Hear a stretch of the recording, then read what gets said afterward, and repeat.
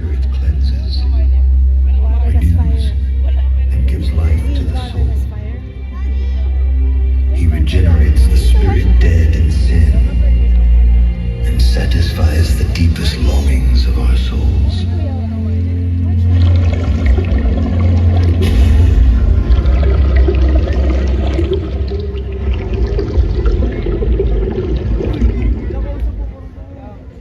God's timely and spirit-empowered message.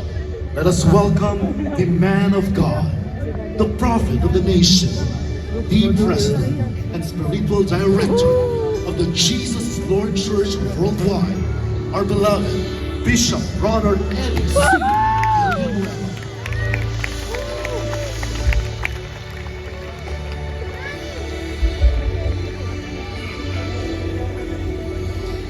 Praise God, praise God, praise God, praise God. Are you blessed?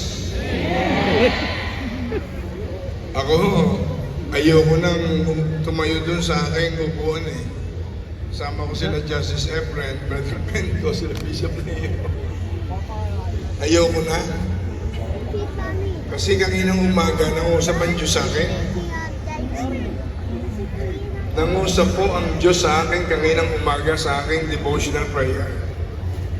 Ang liwanag na sinabi ng Diyos sa akin eh. Today, the real main guest speaker I'm assigning to 47th anniversary of JIL is Senator Emmanuel Joel Villanueva. Testigo po ang Holy Spirit. Sinabi po sa akin yan.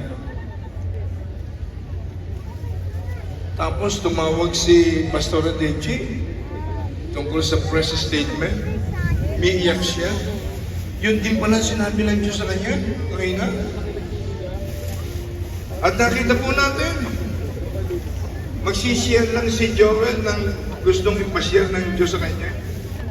Pero sabi ko, anak, kanina nag-text ako, just flow. As the Holy Spirit may lead you to any direction, just flow. At nakita ng dalawang mata natin, hindi lang siya naging sharer, nag-preach. Nirelease pang prophetic blessings.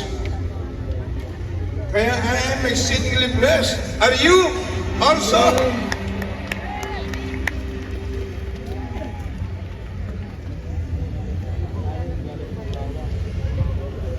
Gusto ko lang kung samantalahin to, no? Pwedeng maupo na muna kayo. Please. Wala na ho si Senador Aaron Cayetano eh. Kasi kailangan siya ngayon. Marami siyang mga commitment. Gusto ko lang magpasalamat doon sa ilan. Merong ilang mga tao na hindi naman born again. Pero hindi sila nadinlang ni Satanas. Hindi sila napaikot ni Satanas. Si Satanas na sinabi ng John chapter 8 verse 44, the father of lies. Ang ama ng mga kasinungalingan ng Diablo.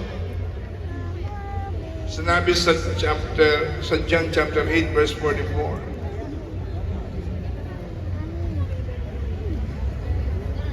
Kasi ho, may mga Kristiyano pa puno. Kristiyano puno. Pastor. Iba, bishop pa yata. Yung iba, mga businessman, businesswoman na Kristiyano puno.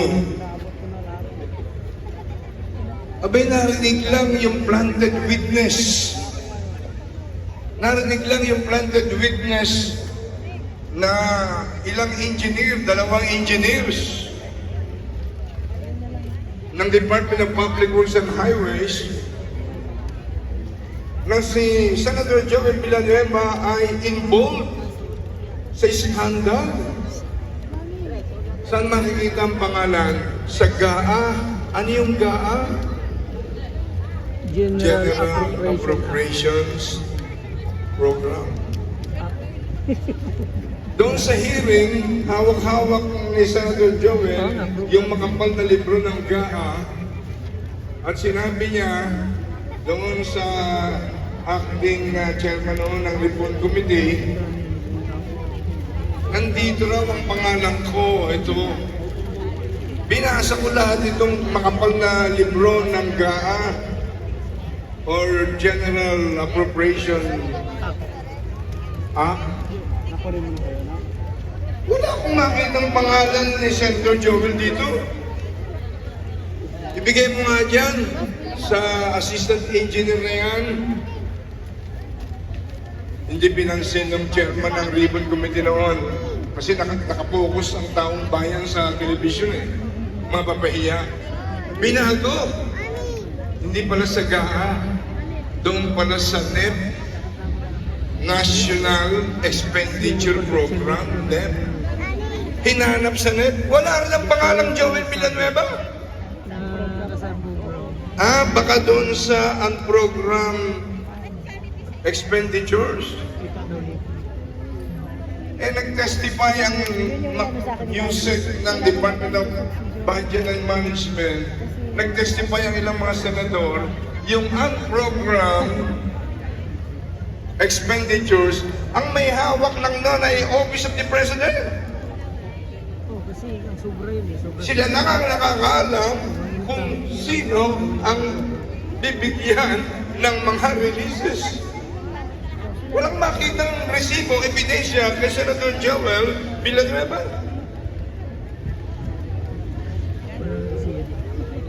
Nasa abroad po ako nung pumutok yung iskandalo na yan. Nasa abroad po ako sa misyon. Hindi ko alam, tinalupa na pala ng ang buhay ni Joel.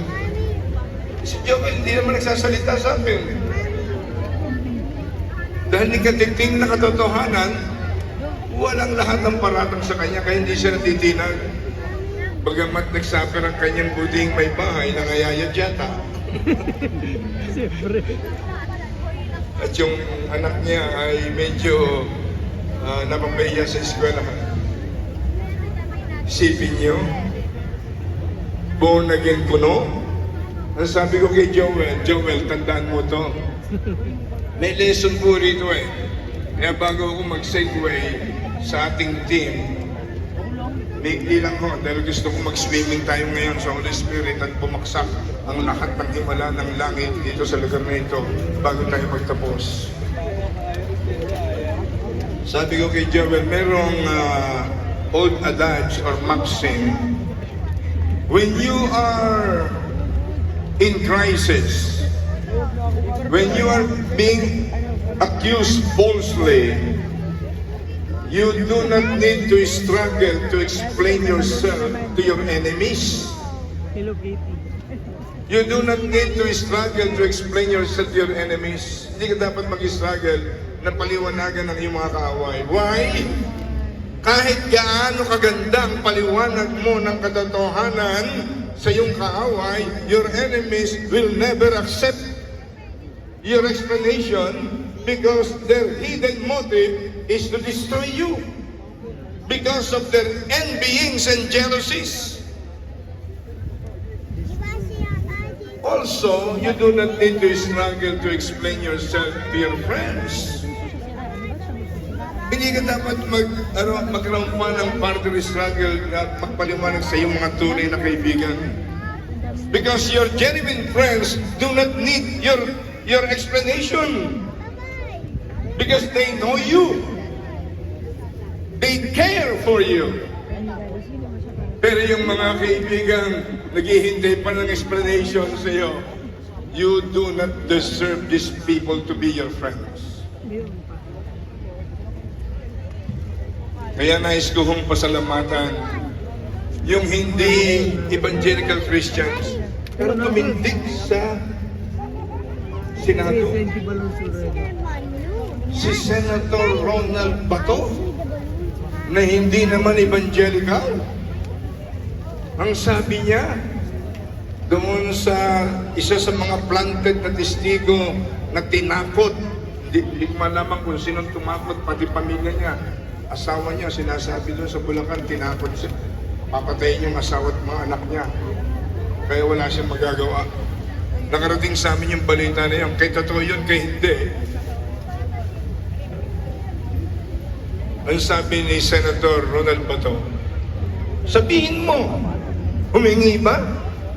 Humingi ba ng flood control project sa'yo si Senator Joel Villanueva? Kilala ko yan. Magkasama kami ng ilang taon dito sa Senado. Alam ko ang karakter niya. In effect, sabihin mo kung humingi sa'yo ng flood control project, magre-resign ako bilang senador. Sino may sabi? Born again ba? Hindi. Evangelical ba? Hindi. Ilang taon lang nakasama ni Joel sa Senado, si Senator Ronald Bato. Tumayo! Manindigan! Di pa ako nakapagpapasalamat sa kanya. Wait. Senator Bato, nung mapanood kita, hindi mo alam. Sinabi ko na sa Diyos, may pangako ka pa. Genesis 12 verse 3. Those who bless your people, you will bless. Bless that man in all areas of his life. Spiritually, bago maging ulihan sa kanya, maranasan niya yung sinabi ni Jesus, unless a man is born again, he cannot see the kingdom of God. Makakilala sa siya sa malalim na paraan, sa tamang paraan. Ma-born again siya. I-bless mo siya at ang kanyang pamilya. Physically, lahat ng curse, ng sumpa, ng sakit karamdaman, alisin mo sa kanila. Financial curse, poverty, I cancel that in their lives. Because it is your word, Lord. Those who bless your people, you will bless. Isa pa, na senador, nakamangha-mangha. First time. Hindi, pero gusto ko rin i-share. Nung una, akala ko magsusuntukan sila ni Joel eh. Si Bibi. Napanood nyo sa TV yan, di ba? Si Senator Robin Padilla, na isang Muslim, nung makilala niya si Joel, yung pagkatao ni Joel, sinabi niya, handang-handa siyang ipagtanggol kahit kanino dito sa mga false accusations kay Joel. Nakilala lang niya ng ilang buwan na ba o taon. Samantala ng iba, mga kaibigan pa namin ng matagal na, nagdududa pa kay Joel. Oh my God. Tinulungan namin na ilang beses noong unang panahon. That is reality. Parang nung panahon ni Jesus Christ, si Poncio Pilato. Sino ang palalayain natin? Si Jesus o ang kriminal na si Barabas? Ano ang sabi ng mga tao? Palayain si Barabas! Ipapo sa krus yung Jesus na yan! Sabi ko kay Joel, saka sa asawa niya, alam mo, kung kabisado niyo, kung alam niyo malalim ang Biblia, hindi kayo dapat matakot. Romans chapter 8 verse 28. Ano nakalagay sa Romans chapter 8 verse 28? We know that in all things. Everybody read on the screen. Romans 8:28. We know, everybody read. And we know that all things work together for good to those who love God, to those who are the called according to His purpose. Ako'y naniniwala sa harap ng Diyos. Pinayagan ng Diyos yan dahil meron siyang glorious, divine, prophetic purpose sa buhay ni Joel. Sinong political leader, kahit Kristiyano, ang gumawa ng ginawa ni Senator Joel? Nilabanan niya ang same-sex marriage. Nilabanan niya na i-convert ang Pilipinas na maging Sodom and Gomorrah. Araw-araw nirarally siya ng mga panatikong followers ng SOGI sa Senado. Natinag ba siya? Hindi. Sino ang lumaban doon sa children's sexualization education? Parang gano'n din. na kinopya doon sa UNESCO ng mga bata, grade 4 pa lang hanggang grade 10, tuturuan ng sexual education, kasama ng ituturo ang masturbation. Sino lumaban? Sa dami ng lawmakers sa Pilipinas, si Senator Joel lang. Sino lumaban sa divorce na sinabi ng Diyos, I hate divorce? Sinong kumatha ng mga landmark legislations? Kanina pinakita yung mga legislations ni Joel. Sabi ko nga kay Brother Ben ko, tingnan mo yan, no? Sa katutak ng mga batas yan, congressman pa yan hanggang senador. Sino nakaisip niyan? Doktor para sa bayan. Pinakamahirap ang pamilya mo, pwedeng maging doktor yung anak mo. Libre tuition fee, libre libro, libre uniforme, libre pamasahe, libre dormitory, libre merienda. Si Joel nakaisip yan. Work from home, hindi pa nagkakaroon ng COVID. Naisip na ni Joel yung work from home. Etc. etc. Yung Pogo, nilabanan niya. Nilalagyan siya ng malaking halaga ng Pogos. Alam niyo yung Pogos, the most dangerous gambling mafia ng China. Nagbinan ni President Xi ng China sa China. Mag-operate kayo sa ibang bansa. Nag-operate sa Pilipinas at saka sa Cambodia. Mga multi-billionaire yan. Nag-over ng napakalaking halaga sa kanya. Huwag lang niya labanan ng Pogos. Hindi na siya mga kampanya. Araw-gabi nasa television siya. Nasa radio siya. Tinanggap ba ni Joel? Hindi. Pagkatapos, siya ang sentro ng atake sa media. Hindi mabilang ng mga vloggers and trolls ang nag-report sa amin. Yung iba bigyan ng 100,000, iba 200,000. Gabi-araw atakehin si Joel. Yun ang paraan nila para magantihan si Joel na pumigil sa Chacha. Alala niyo ba yung Chacha? Yung paid people's initiatives? Babaguhin yung saligang batas? Alisin yung term limits? Nakalimutan to ng mga Pilipino. Si Joel lang lumaban doon. At pagkatapos, gumanti naman tong pinangalan ni Joel na Dracula ng Blood Bank ng Republic of the Philippines. Gumanti, nagpasikat sa kanyang amo, nagpasikat sa mga kasamahan niya sa Dracula Syndicate Mafia ng Kongreso. Pinanatan si Joel nung ulang kaso, congressman pa siya, tumanggap daw ng suhol ng kwan, ng 3% commission, di umano sa 10 million commission sa Compostela. Sabi nga ni Joel, unang-una, wala akong kilala sa Compostela. Nung panahon niyang congressman siya, wala sa kilala. Pangalawa, Bulakenyo ko. Hindi ako magbigay ng 10 million sa mga barangay captain ng Bulacan. Tignan 10,000 lang binigay ko, panlinis sa barangay ng Bulacan. Pangatlo, ang ginamit na dokumento, party list, ng buhay party list. At nakapirma siya, fake. Hindi naman siya buhay party list. Sabi niya, ang tatay ko hindi si Brother Mike Vilarte, ang tatay ko si Brother Eddie, si party list. Dinismiss, sabi ng NBI, fake forms and signature. Dinismiss ng ng ombudsman. Tagal nang patay yung kaso niya, binuhay pa. Sa galit ni Joel, tinalupan siya ng buhay sa Kongreso, sa Senado.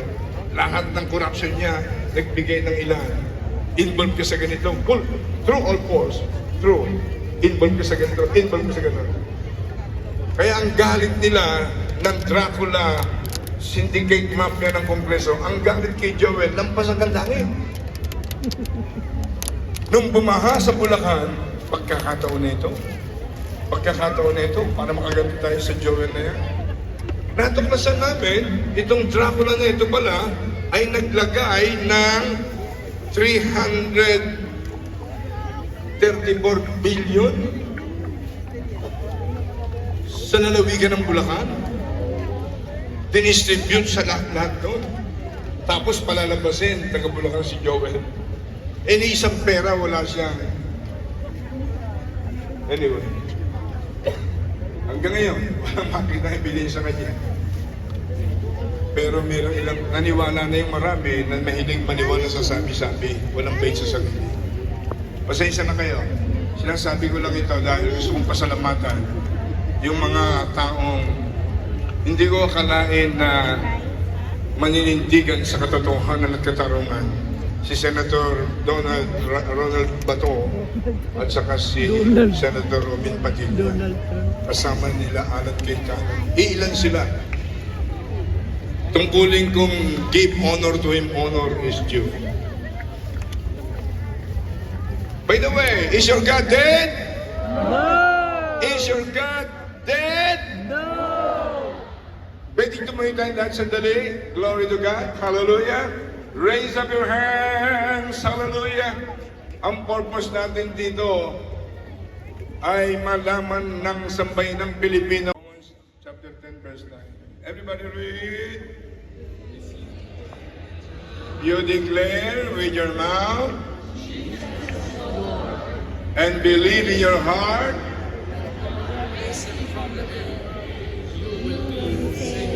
For the last time, everybody read with understanding and with faith for the glory of the living God. If you declare with your mouth, Jesus is Lord, and believe in your heart that God raised him from the dead, you will be saved. You will be saved. You will be saved. You will be saved. Listen carefully, please. No one can be saved from hell, because all have sinned and come short of the glory of God. Romans 3:23. Lahat ay nagkasala, walang nakaabot sa kaluwalhatian ng Panginoon. Romans 3:23. At sa Romans 6:23, the wages or penalty of sin is death. Death, not only physical death, but death, spiritual death, leading to second death in the lake of fire sa dagat-dagatang apoy ng impyerno. But the gift of God is eternal life through Christ Jesus. Romans 6:23. Kaya merong John 3:16. Everybody say, John 3:16. For God so loved the world that He gave His only begotten Son, that whoever believes in Him shall not perish but have eternal life. Walang papasok sa langit kapag hindi siya nanampalataya sa kanyang puso, ibinahayag ng kanyang bibig na si Jesus ay kanyang Panginoon. Yung nagkatawang taong bugtong na anak ng Diyos na matay sa krus ng Kalbaryo, walang kasalanan, ginawang kasalanan upang tayong makasalanan ay maging katwiran ng Diyos. 2 Corinthians 5:21. Walang sakit, ginawang sakit. Lahat tinadtad ang kanyang katawan ng 39 stripes, na lahat ng sakit sa balat ng lupa ay tumanggap ng kagalingan. To the world throughout the Old Testament. The Spirit empowers leaders like judges, kings, and prophets for specific tasks. The Spirit breathes prophecy and gives vision and dreams, pointing forward to the coming Messiah. In the New Testament, the Holy Spirit is personally revealed through the life of Christ, from His conception, baptism, and ministry. And Jesus promises the Spirit's ongoing presence with believers in Pentecost. The Spirit is poured out on all believers, empowering them for ministry. From that point on, the Spirit indwells every believer, guiding, sanctifying, and equipping them with spiritual gifts for the building up of the church and the advancement of God's kingdom. The Holy Spirit is a consistent and powerful presence throughout the Bible and beyond. It is the same Spirit that guides, empowers, and provides gifts to live out our faith and advance God's kingdom. For this church, the precious Holy Spirit enables every believer to recognize and proclaim the Lordship of Jesus. Its transformative work guides us into all truth within the unity of the Trinity, as the Spirit glorifies the Son and reveals the Father, who promises to free His people from bondage. By the power of the Holy Spirit, the Lord will break the yoke of slavery from over everyone who believes in their heart that Jesus is Lord!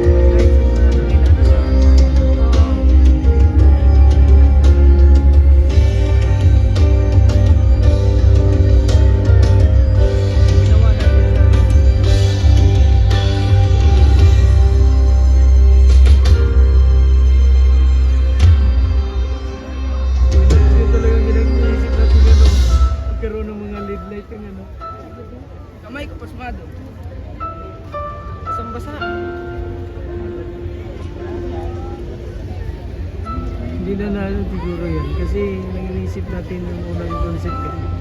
Pero ng light na mula.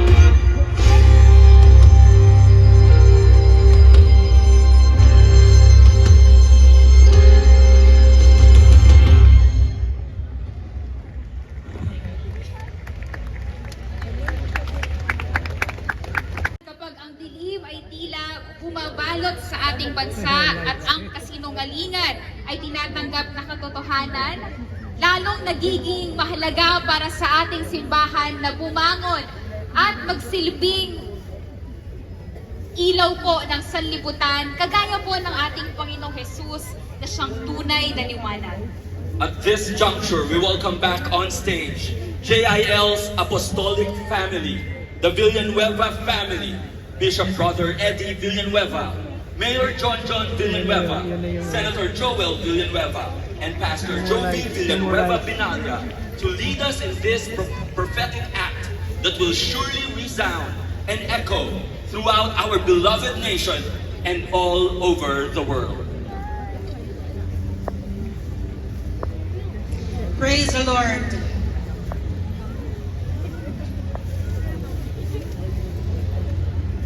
To our JIL family, as we celebrate this significant milestone in our church's journey, we are not just marking another year. Hindi lang po tayo nagdadagdag ng taon sa JIL. Sa halip, nagdadagdag din tayo ng higit na kaluwalhatian, higit na kapangyarihan, at higit na pagpapala ng banal na Espiritu. Naniniwala po ba kayo doon? Pwede po bang pumalakpak ang naniniwala? Mula dito sa grandstand hanggang doon sa Taft Avenue, pumalakpak para sa Diyos na buhay! Hallelujah!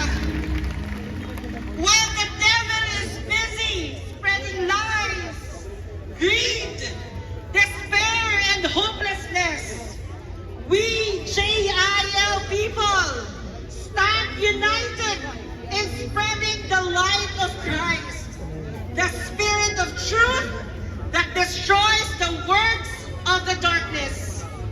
We will rise from trials to triumphs, Baka nasa from taas mo. resistance to revival, from breakings to breakthroughs. Video ka. Yung ano, We yung will pataya. not be shaken. Somebody shout, we will not be shaken. We will not be We will not back down. We will rise, empowered by the Holy Spirit. powered by Praise the Lord, praise the Lord.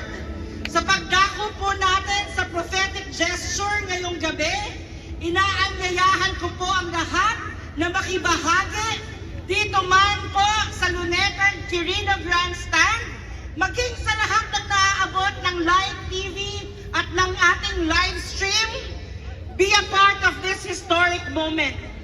Church, this is our Kairos moment to shine for the glory of God. Amen po ba? Amen!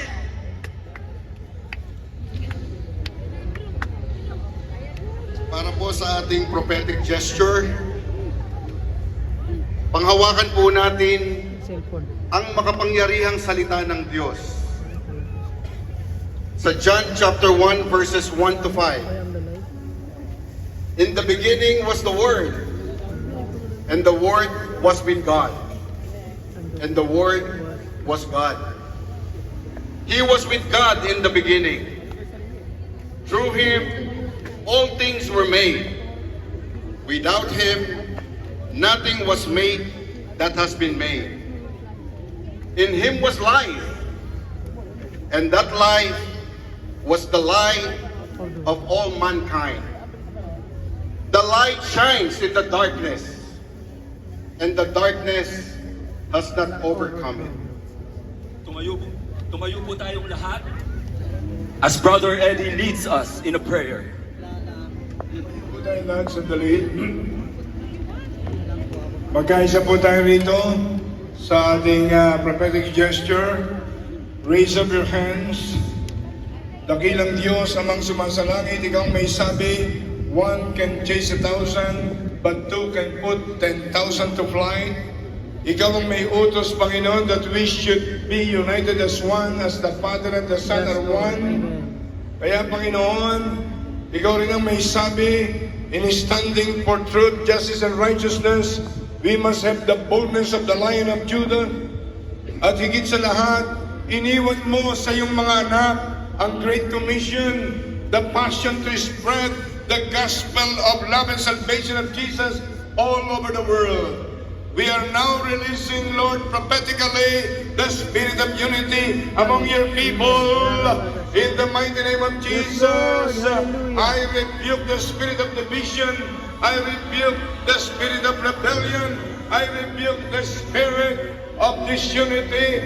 I'm releasing by the power of the love of God and by the power of the Holy Spirit. I'm releasing the spirit of unity among your people in this country. Yes, I'm releasing unto JIM people and families the spirit of unity.